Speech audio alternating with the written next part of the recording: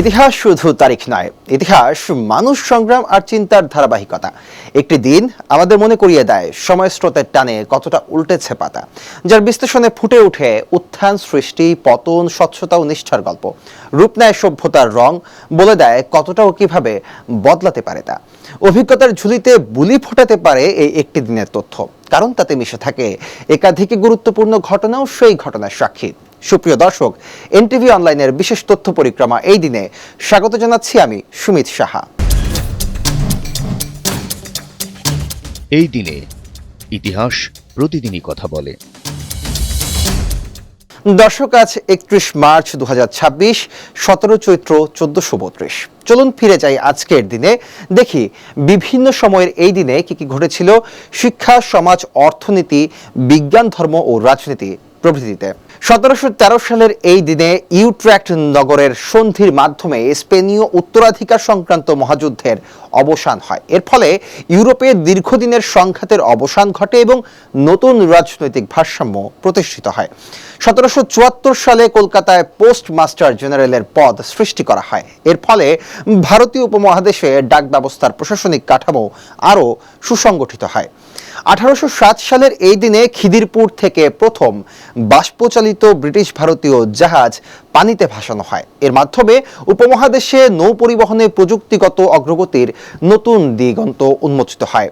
1824 সালে প্রথম ভারতীয় টাকশালের ভিত্তিপ্রস্তর স্থাপিত হয়। এটি উপমহাদেশে মুদ্রা উৎপাদন ব্যবস্থাকে আরও প্রাতিষ্ঠানিক রূপ দেয়। 1882 সালের এই দিনে কলকাতায় প্রথম টেলিফোন এক্সচেঞ্জ চালু করা হয়। এর ফলে যোগাযোগের ব্যবস্থায় নতুন এক যুগের সূচনা ঘটে। 1889 সালে প্যারিসে আইফেল টাওয়ার উদ্বোধন করা হয়। এটি আধুনিক কৌশলের এক অনন্য নিদর্শন হিসেবে বিশ্বব্যাপী পরিচিতি লাভ করে।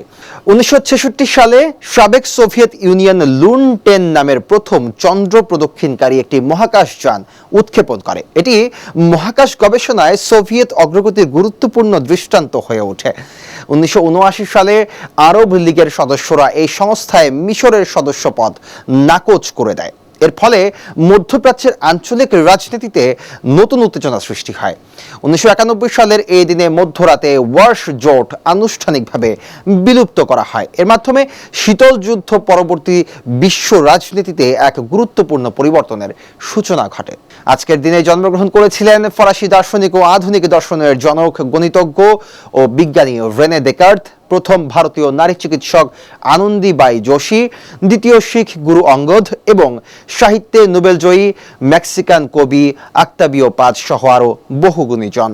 এই দিনে আমরা হারিয়েছি ইংরেজ কবি জন ডান, মোগল সেনাপতি মীর জুমলা, প্রখ্যাত ইংরেজ পদার্থবিজ্ঞানী ও গণিতবিদ জ্যোতির্বিজ্ঞানী আইজ্যাক নিউটন, নোবেল পুরস্কার বিজয়ী জার্মান জীববিজ্ঞানী এমিল ফন বেরিং, শিল্পপতি একে খান এবং ছোটদের বাংলা গানের যশস্বী কণ্ঠশিল্পী সনৎ সিংহ প্রমুখ।